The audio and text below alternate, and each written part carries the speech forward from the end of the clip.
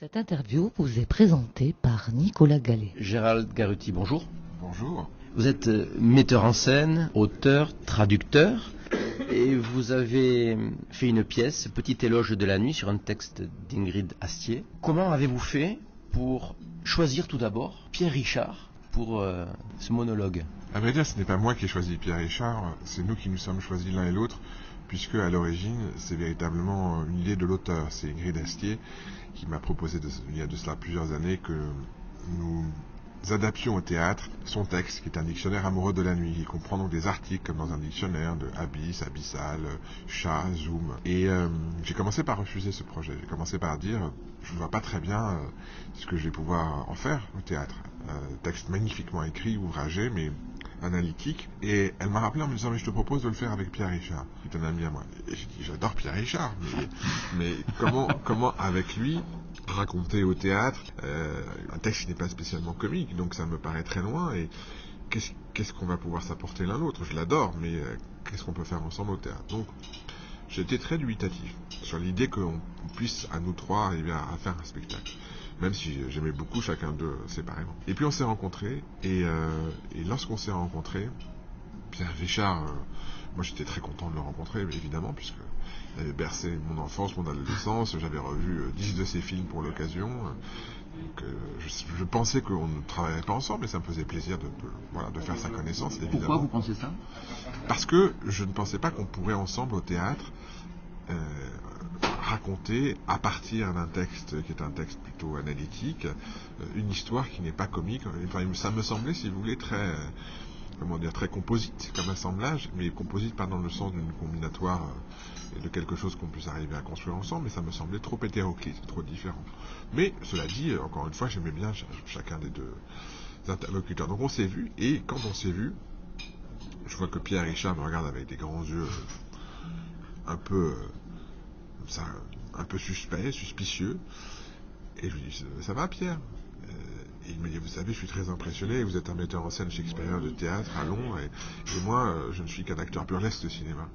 Donc là, ma mâchoire est tombée par terre, et je dis, mais vous plaisantez, Pierre, vous êtes un génie comique, j'ai vu presque tous vos films, vous faites un détournement d'admiration. Et donc, ça l'a fait rire. Et on a commencé sur ce rire à dialoguer, et à vraiment se rendre compte que chacun de nous avait envie de se déplacer, et d'aller découvrir l'univers de l'autre, non seulement en théorie, parce que chacun avait une admiration pour le travail théâtral de l'un, cinématographique de l'autre, mais en tout cas se déplacer ensemble en créant quelque chose ensemble. Donc on s'est vraiment choisi à partir de cette idée de l'auteur Ingrid Astier, qui est une magnifique auteure de romans policiers, et voilà. Et c'est comme ça que j'ai commencé à travailler et à construire ce spectacle. Qu'est-ce que ça fait d'avoir en face de soi Pierre Richard qui a de l'admiration pour votre travail? Mais, vous savez, l'admiration pour moi est un ressort fondamental. D'abord, c'est réciproque. J'aime travailler avec des gens que j'admire, que je respecte, que j'estime, parce que je pense que c'est un moteur qui permet de s'élever, chacun, tous, ensemble, d'aller vers une création collective. Et le théâtre est un art collectif. Donc, d'abord, l'admiration était totalement réciproque, et surtout la confiance très vite s'est installée au point que Pierre, lorsque je lui faisais une proposition, il me regardait avec ses grands yeux bleus naïfs en me disant, mais moi je te suis, je te suis. C'est très déconcertant, parce qu'un acteur qui vous dit oui parce qu'il vous fait confiance, y compris sur des choses qui l'ont totalement emmené ailleurs, puisque dans ce spectacle il dit du Edgar Poe, du Baudelaire, du Desnos, du Michaud, Kundera, Maupassant, évidemment le texte d'Ingrid Astier, mais j'ai pendant 8 mois avec mon équipe Caractère, mes collaborateurs, j'ai traversé des centaines de textes pour choisir ceux qui seraient dans ce spectacle, pour raconter ce voyage à travers la nuit et montrer les différentes dimensions de la nuit. Et j'ai testé avec Pierre ces textes pour qu'il les fasse sonner, résonner, pour voir comment il se les incorporait. Il fallait que le spectacle soit totalement la nuit, totalement lui, qu'à la fois on le retrouve et qu'on le découvre. Je voulais qu'on ait ces deux dimensions et qu'on ait accès à une sorte de face cachée du Pierrot lunaire, à une sorte de dimension plus intime, plus secrète, intérieure, qui ne s'était jamais autorisé à découvrir, puisqu'il a quasiment toujours été cantonné à des films comiques, merveilleux d'ailleurs, admirables, mais là, il est littéralement dans une autre dimension. Et d'ailleurs, c'est amusant de voir comme dans chacune des interviews, quand on lui dit qu'est-ce que c'est que ce spectacle pour vous, il dit c'est la première fois que je travaille.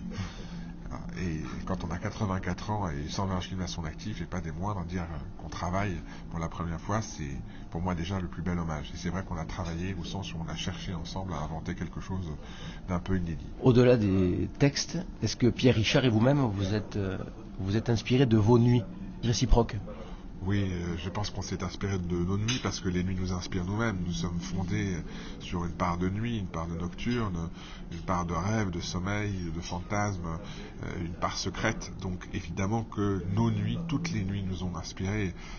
Nous avons constamment échangé avec Pierre Richard, avec tous mes collaborateurs, avec l'excellent compositeur Laurent Petitgand qui a été nominé aux Oscars dernièrement pour une de ses musiques de cinéma, par le réalisateur Pierre-Henri Gibert qui a fait certains des films du spectacle, j'ai réalisé les autres, par la danseuse magnifique qui est l'incarnation de la nuit, Maria Gagillo, qui apparaît à l'écran, qui est une danseuse de l'Opéra de Paris et qui traverse, qui est la nuit, qui marche. Donc, si vous voulez, il y a toute une équipe avec moi. Pierre est seul en scène, mais c'est une solitude très entourée, très partagée. C'est-à-dire que nous sommes tous autour dans la construction d'une vision, d'un regard, où tous les arts se rencontrent, en tout cas tous ceux que j'ai voulu convoquer ici, donc du cinéma à la peinture, à la danse, évidemment à la musique, et je voulais qu'on ouvre des fenêtres et qu'on traverse des mondes dans ce spectacle. On passe à travers des univers successifs et qu'on ait ainsi une sorte d'émerveillement. C'est ce que j'ai vraiment voulu susciter, c'est l'émerveillement du spectacle. Comment avez-vous fait pour articuler toutes les séquences de ce projet? On voit un film, une danseuse, l'opéra, le monologue de Pierre Richard, sa voix, qu'il écoute. Comment on fait pour qu'il y ait une fluidité comme on l'a vu?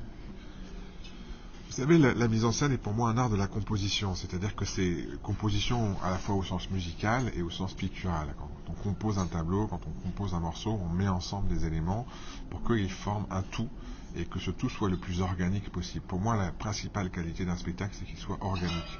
C'est-à-dire, en fait, qu'il soit traversé par la vie, c'est ça un organisme, une vie, et que ça fasse une somme, un ensemble où tout se réponde, où tout soit connecté avec une forme de nécessité, de vitalité.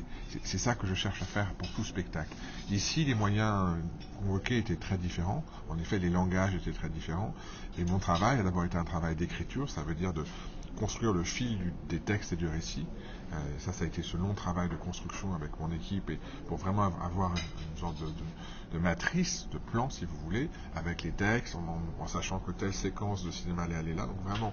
Et puis, en même temps, faire venir le maximum de matériaux possibles pour ensuite les agencer, les sculpter et les intégrer à l'ensemble et que ça devienne une forme complète.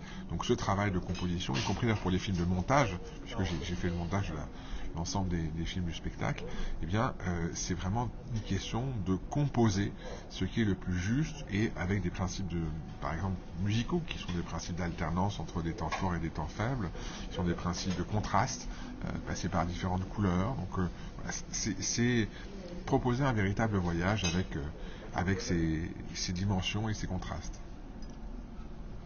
La tournée continue? La tournée continue. On a déjà tourné en France, en Belgique, en Suisse et au Luxembourg. Et on est très content là de tourner dans le Béarn. Vraiment, on a été magnifiquement accueillis aux Zénith. 2 jours à Pau. 2 jours à Pau avec l'accueil de Juliette Deschamps-Makeyev, absolument remarquable. C'est une grande artiste, une très belle metteuse en scène qui a une vision, qui a un véritable goût. Donc c'est un grand plaisir d'avoir été ici à ses côtés. Et oui, nous continuons à tourner. Et puis nous reviendrons à Paris, puisque nous avons joué au Théâtre du Rond-Point aux Champs-Élysées l'année dernière, mais c'était complet. Donc on transfère le spectacle dans un autre théâtre à Paris, au Théâtre Hébertot, à partir de mi-avril jusqu'à fin mai. Voilà, pour 30 dates exceptionnelles, et après on arrête. Parce qu'après on a aussi d'autres aventures, mais on est heureux de poursuivre celle-là. Vous êtes, j'imagine, déjà sur un autre projet? Absolument, je prépare à Londres la mise en scène de Tartuffe qui sera créée fin mai, et donc là je suis en pleine distribution. Merci Gérald Garotti. Merci beaucoup Nicolas, à bientôt. À bientôt.